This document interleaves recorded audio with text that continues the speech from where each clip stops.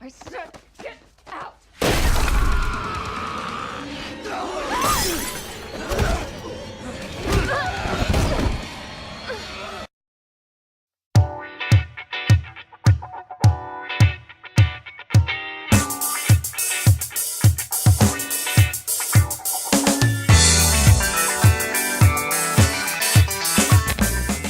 So, just to get your thoughts then, if you don't mind, I know sometimes you visit our site. What do you think of Kung Fu Kingdom and the name Kung Fu Kingdom? I've got this great T-shirt. I've got the T-shirt. I'm not wearing it today, but I do wear it. I actually wear it with my pyjamas. I put my pyjama bottoms on and I put the Kung Fu Kingdom T-shirt on and I rock it out and enjoy my life. But yeah, good site. Yep. Listen, Kung Fu, you gotta love it. Absolutely.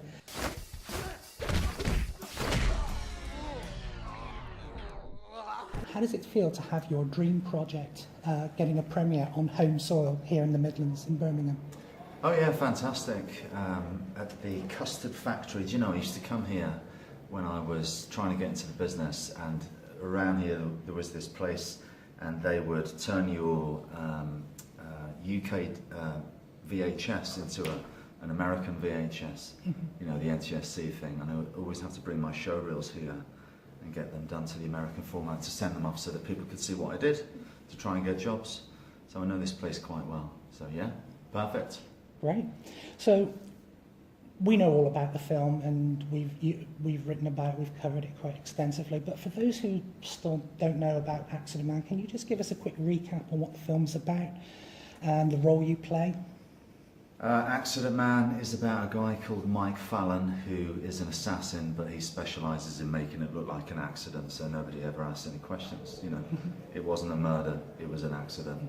That's his specialty, but he drinks at a pub where there's all these other hitmen like to drink. The owner of the pub, Big Ray, used to be an assassin, now he's retired. He just pulls the pints now, and his mate, that's Ray Stevenson, who plays Big Ray. And then we have David Paymer, who plays Milton, and he's the booker who gets the jobs from the clients and assigns one of the hitmen depending on the style of kill required. So there's all these other various hitmen. They all sort of know each other and drink together, and they have their different styles. You've got Mick and Mac, which is Michael Jai White, Ray Park. They're ex-SAS, Navy SEALs. You've got Amy Johnston, who's like a honey trap killer machine. She's great with the sword, and she's like a prostitute, and she'll lure the men in and kill them. And who else we got? Cutthroat Cliff, who's just a crazy berserker maniac, and very colourful characters like that. And basically, Mike Fallon discovers that his ex-girlfriend has died. He looks into it, he finds out that she's actually been assassinated.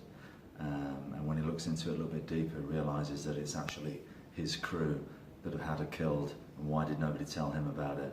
And then, you know, heads are going to roll. I'm sure they will. Yeah. Oh, here we go.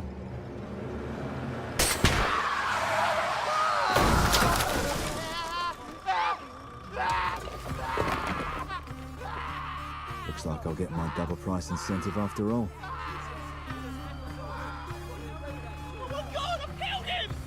Now, it was quite a journey for you to get the film to fruition, but you did it, and we're here for the premiere. So what was the biggest challenge for you in getting the film made? Well, it's getting the money, always. It was a project that I loved since I was a kid. I loved the comic book. I actually started writing the script with my mate from school, and we started before I even had the rights. And then I optioned the property myself from the creators, Pat Mills, who had hand in writing Judge Dredd. And then you've invested your own money, and now you've got like 3 years before the option runs out to get the financing to make the film. So luckily we wrote a script that people really responded to, and we ended up getting it into the hands of Sony, and they helped us put it together, and we did. And then, you know, we sent it out to the cast, and we had great people signing on like Ray Stevenson and David Paymer, such amazing actors, and then action people that everyone knows about like Ray Park and Michael Jai White. So everything kind of fell into place. It's still, you know, it's an independent movie. We didn't have a massive budget, but we had enough to do a good job, and Pretty much everything that I wrote is up there on the screen, bearing in mind I wrote it knowing that it wasn't going to be a massive budget. But, you know, it was tough, stressful, but very rewarding, and something that I really wanted to succeed at. I mean, it was the dream project. Absolutely.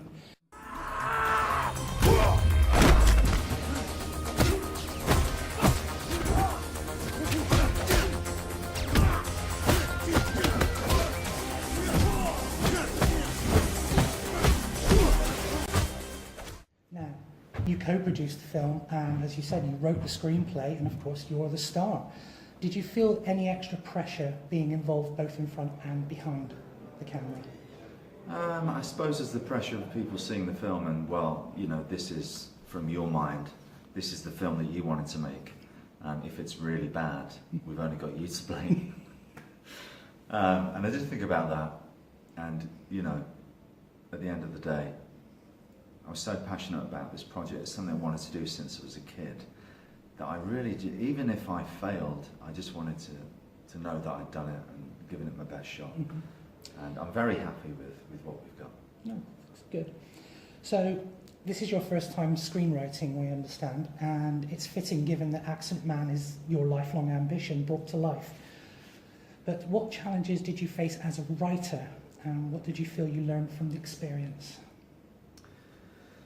Yeah, I mean, there was one scene that went on, and maybe like 9 or 10 pages hit the cutting room floor, and that was a lesson right there. Because if you're doing a film in 24 days, you better make sure that everything you're shooting is going to be in the finished product. You don't want to waste. You haven't got enough money and time to just film in everything and figure it out in the editing room.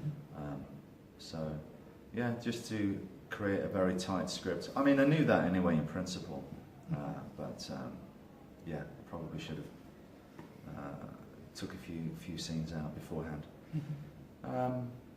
But other than that, you know,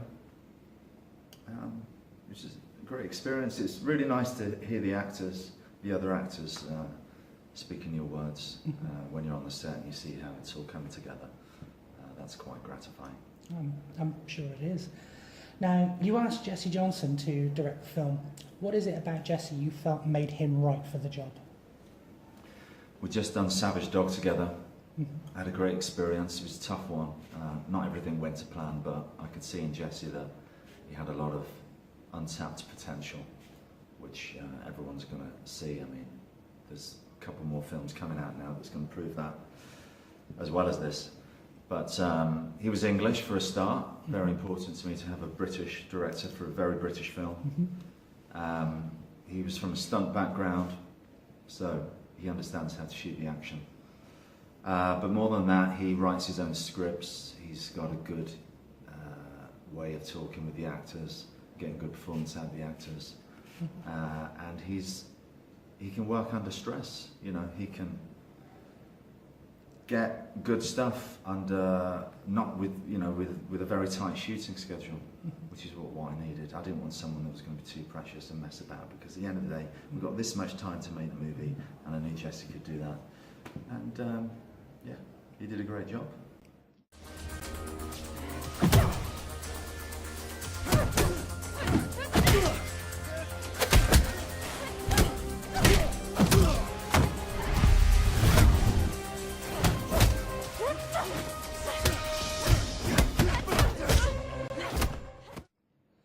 So from what we've seen, the action is seriously intense and frenetic.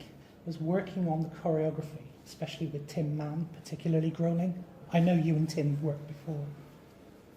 It's always grueling. It's supposed to be. And I dread it going in. You know, I have a sense of dread about the whole thing. Oh God, this is going to be horrible. But what I was able to do, because I was producing this film, I scheduled it so that we had 4 days for the fight with me, Ray and Mike, which we didn't even need actually, but you know, we weren't going to sit around for a day having a rest. So we shot for 4 days, and Jesse was out shooting other parts of the movie while me and Tim worked on shooting the fight sequence, and we also did the same thing with the Amy Johnston fight. And Tim's the man. He's Tim Man because he's the man. He's the man. No, I love working with Tim. He's my go-to guy. Great choreographer, knows how to shoot it, and is very economical, and he will previs all the stuff before he even gets to England or wherever we're shooting the movie. You know, he gets the job done.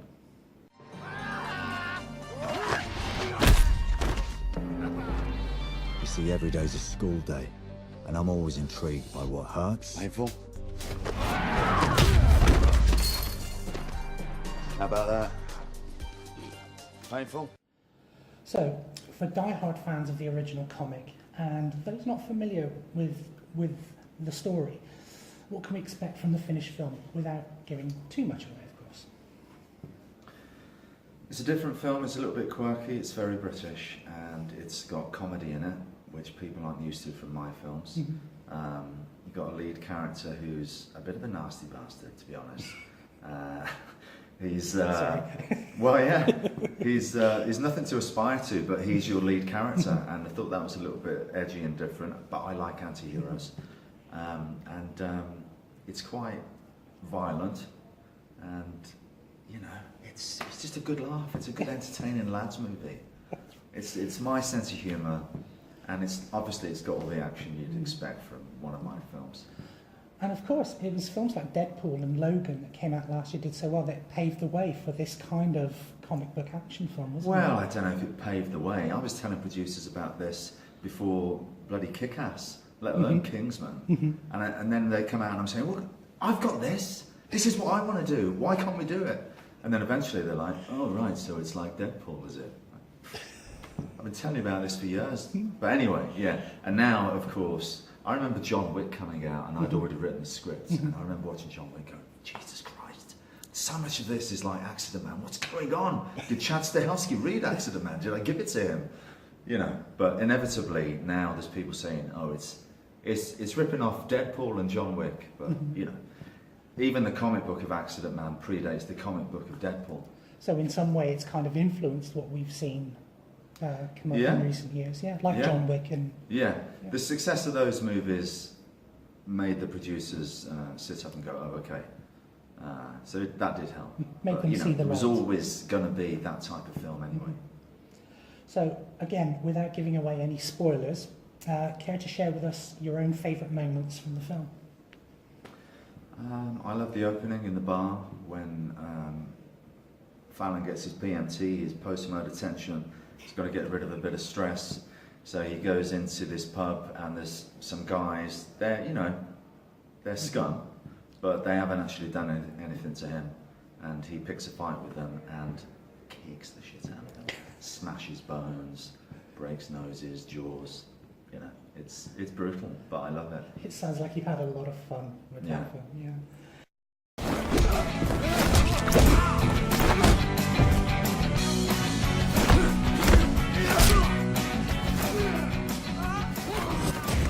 So, now since we last caught up with you, it seems you haven't stopped working. I said this to you earlier, in fact. And we have many more Scott Adkins projects to look forward to, including Triple Threat and The Debt Collector, again, with Jesse Johnson. Can you tell us a bit more about those upcoming films? Debt Collector comes out first, which is a script that Jesse wrote, and I read it back in 2001, and I loved it. And it took us this long to make it. But, you know, we were looking for something else to do together. So, well, what about that script, The Debt Collectors? We should do that. So finally that's happened, and it's more of a character-driven piece. It's got a lot of action in there. There's a lot of fist fights, which of course people want to see from me. And, you know, as a debt collector, it makes sense. But it's really about the relationship between my character and Louis Mandylor's character. It's my first weekend on the job as a debt collector because I'm desperate for cash and I've had to take this job. And Louis' character, he's jaded. He's been doing this job forever, and basically he's making me do all the hard work. He's making me fight all these big guys, and he's just sitting back and you know, it's that dynamic of it's kind of like a buddy movie, and it's quite different, and I'm really happy with that. I think it's You ever heard of defenestration, mate? Oh, yes, defenestration is the act of throwing something or somebody out of a window. Aren't we the smarty pants, eh, Leonard? How did you know my name? I know a lot about you, Leonard Kent. Husband to Lauren, father to little Ella and little Joseph, and corporation accountancy specialist.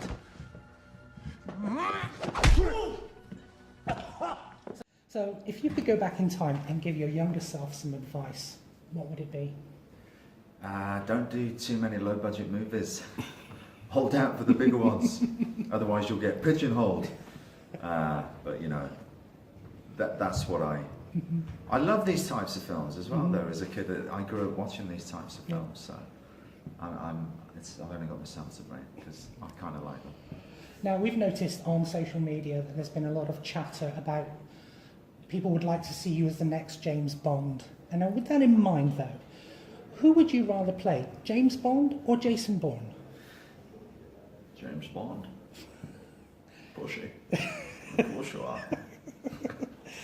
So, The shit is wet, but the martini is still dry. No, James Bond? I'm not an American, even though they try and make me one.